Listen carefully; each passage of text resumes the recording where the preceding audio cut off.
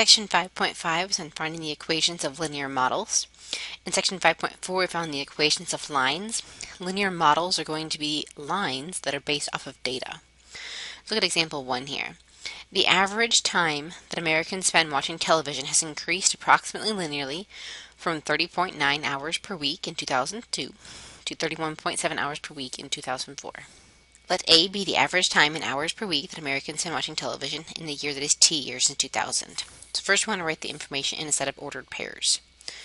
Since we're talking about years since 2000, the first ordered pair, it's in 2002, so it's been 2 years since 2000, and the value for hours watched was 30.9. The next ordered pair is 2004, 4 years since 2000. And so that's going to be 4, 31.7. So the coordinates, what do they mean? The coordinates are years since 2000 and hours of TV watched. Now we chose to write the years since 2000 in the x-coordinate because years are the independent variable and the hours of TV watched depend on the years, so they're the dependent variable. I want to find an equation of the linear model. Now I know since it's going to be a linear model, I'm trying to write the equation of a line. So we know that it's going to be in the form y equals mx plus b. And that the first thing I need to do is find m. So I'm going to take those two ordered pairs and use them to find m. M is equal to y2, 31.7, minus y1, 30.9, over x2, 4, minus x1, which is 2. So if you do the subtraction here, 31.7 minus 30.9 is going to give you 0.8 over 2, which is 0.4. Now when we're talking about slope in terms of the slope of a line, we want this to be a fraction, but slope of a linear model we want to be a decimal, particularly if the values already have decimals in them. So we usually have decimal values in models, whereas we wouldn't see those in just the equation of a line. Okay, so I've got my slope. I want to be able to plug that in. I can use either ordered pair, plug it in, and then I'm going to find my value for b. So let's go ahead and use the first ordered pair. So we're going to take 30.9 for y equals our slope, 0.4, times our x value, which is 2, plus b. And we're going to solve for b. So we have 30.9 equals 0.4 times 2 is 0.8 plus b. And if you subtract 0.8 from both sides, you'll get that 30.1 is equal to b. Alright, that would make the equation y equals 0.4x plus 30.1. This would be the equation of the line, but I want the equation of the model, so we're not going to use the variables x and y, which aren't very descriptive in terms of our model here. What we want to use instead is the variable t for years and the variable a for average time spent watching television. T, years, is our independent variable, so t is going to be our x variable, and a is our dependent variable, so it's going to be our y variable. So we just replace the letters x and y with a and t, and now we have the equation of the model. Not just a line anymore, this is a linear model. In part C, we want to talk about the slope, and what does it mean? We already know what the slope is. We found it earlier. It was 0.4. But what this means in terms of the situation is that the rate of change, dependent with respect to independent, so average time with respect to year, is increasing by 0.4 hours per year. So in this description, there's a couple of important pieces. I want to make sure I talk about the units, hours per year, 0.4 hours per year. It's also nice to mention the fact that it's increasing because the slope is positive. What is the a-intercept? Remember, we found the y-coordinate to the a-intercept when we found b, a being our y in this case. So the a-intercept is 0, 30.1. And when you interpret this, you want to interpret both the 0 and the 30.1. The 0 is 0 years since 2000, so it's actually in 2000. Americans spend, on average, 30.1 hours watching television. Check out the next page. In example 2, Looking at the FBI gathering and publishing data about the burglary rate. So the burglary rate is the number of burglaries per 100,000 residents for each year. That's the definition of what a burglary rate is. And according to the FBI statistics, the crime rate for burglaries was 1,168 in 1992 and 702 in 2011. So I'm going to use these two pieces of information as my two ordered pairs. We're going to write the equation of our model. Now, it doesn't have to tell me that I want to write ordered pairs, then write a slope, then write a model. I need to know I need to do that. So if I want to write the model, we're going to start with those two ordered pairs. Make sure you find what your starting year is going to be. It's told to us as 1990 here. So the first ordered pair is 1992, so 2, comma 1,168. And the second ordered pair is 2011, so that's going to be 21, comma 702. We need the slope before we can go any further. So we're going to have 702 minus 1,168 over 21 minus 2 equals, so let's go to our calculator, we need 702 minus 1168 on the top, and 21 minus 2 we know is 19 on the bottom. So it's going to be negative 466 over 19. And we're going to go ahead and divide those into a decimal because we know we're trying to find the equation of a model, not just the equation of a line. So instead of trying to keep it a fraction, if it's a model, we're going to go all the way to decimal. So negative 24.53. 53 because I was supposed to round to 2 decimal places. Alright, now that I have the slope, we're going to find the b value and write the equation of our line. So we know that the format this needs to have is y equals mx plus b. So we can choose either ordered pair. Let's start with the first one. So we'll have 1,168 equals negative 24.53 times 2 plus b. Now here's where it's handy to have a graphing calculator or a calculator that has a memory for these numbers. I'm going to leave that number on my screen and just multiply it by 2. So I have all the decimal places there. And then I would have 11,068 equals negative 49.05 plus b. And we would add the 49 over to the other side. So I'm going to have a value for b of 1,217.05. So if I write my line is y equals about negative 24.53 x plus the 1217.05. But we know that that's not good enough. We don't want the equation of a line with x's and y's. We want the equation of a function, actually, b equals f of t, with the variable for y being b and the variable for x being t. So my model is b equals f of t is equal to negative 24.53 t plus the 1,217.05. Let's check out part B. Part B asks, what would the model predict as the burglary rate in 2015?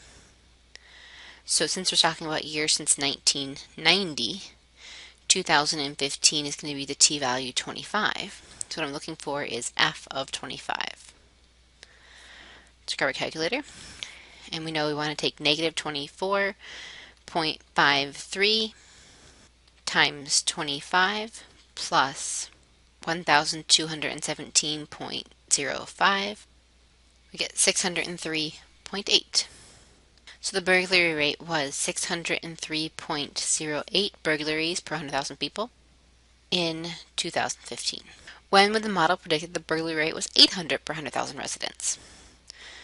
800 being the burglary rate, let's set that equal to our equation, which was negative 24.53 t plus 1,217.05.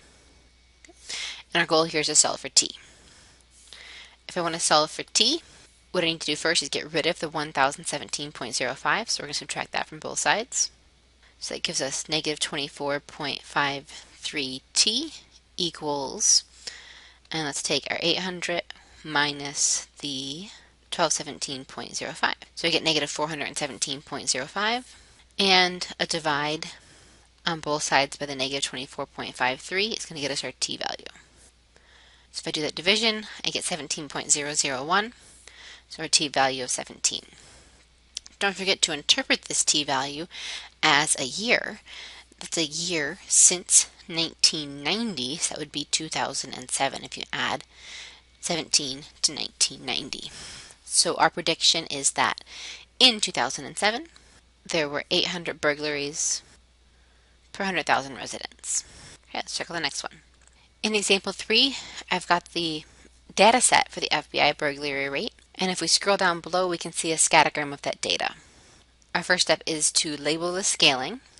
Recall that it's T years since 1990, and our Y value is going to be our B for burglary rate. Now, to get this scaling right, since it starts at 1992, 1994, it's going to be counting up by 1 along T. 1, 2, this is the value for 1992, 3, 4, the value for 1994. And what would the scale have to be on the B-axis? So if I count these lines, there are 12 of them up to here. So let's see what our value is supposed to be. It's almost 1200, so it looks like those values are going to be counting by 100. So if I label just the even ones, I'll have 200, 400, 1000, 1200. Let's check out another one. Look at 10. Looks like it's about 700. Let's verify that. 10 would be 2,000, 700 just above it, so it looks like we have the right scale. Okay, so part A is complete. We have our scale. Part B, draw the graph of the linear model we found in example 1. Note it used the first and last points. Okay, so let's connect the first and last points here. Part C, does the linear model we found in example 1 do a good job of modeling the data? I would say no, it does not do a good job of modeling the data. It's above most of the data. There's a lot of data below that line. So, what would make a better linear model is our next question. A better linear model is going to go through more of the data or be a little bit more centered. So something like this green line that I've drawn right here might be a better model. It's a little bit closer. There are more points above and below rather than everything being below. It's hard in general to eyeball a better linear model. So if I do have data, what I should do is make a scattergram of my data and try to find a pair of good points that are going to come close to the line and use those rather than just picking the first and last or picking 2 points randomly.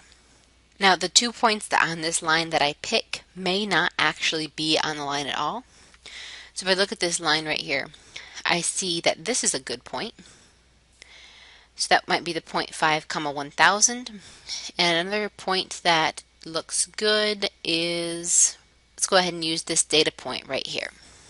So 2 well-chosen points for that line would be 5 comma 1000. And let's look at that data point. Looks like 16, so 2006, comma 733. So this model that I'm making right now is going to be a better model than the one we found on the last page. So our slope is 733 minus 1000 over 16 minus 5. Let's grab our calculator here.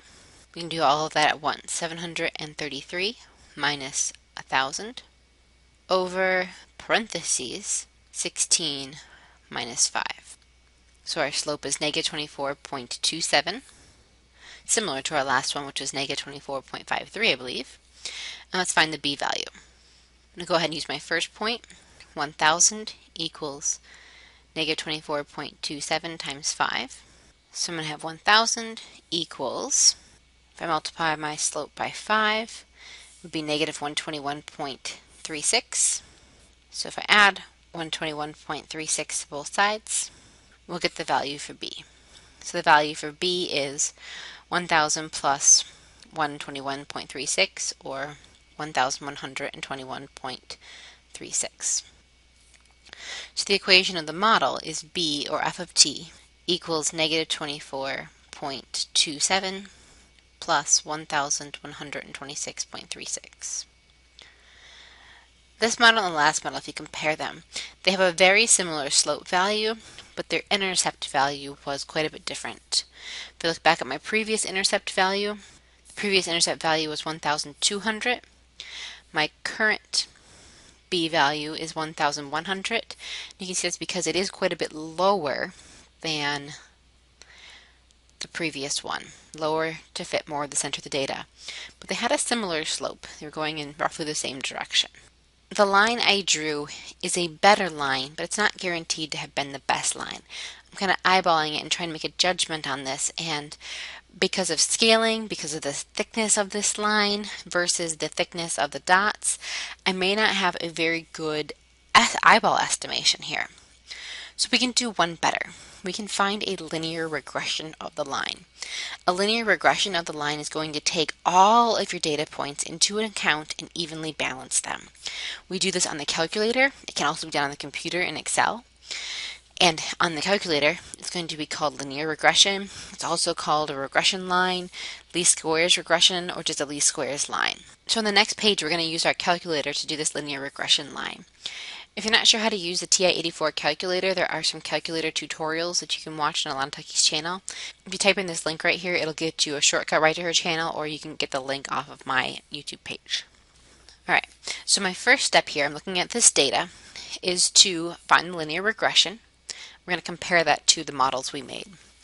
In my linear regression, I want to keep in mind that I'm working at T years since 1990, so I'm looking at the values 2, 4, 6, 8, 10, 12, 14, 16, 18, 20, and 21 here.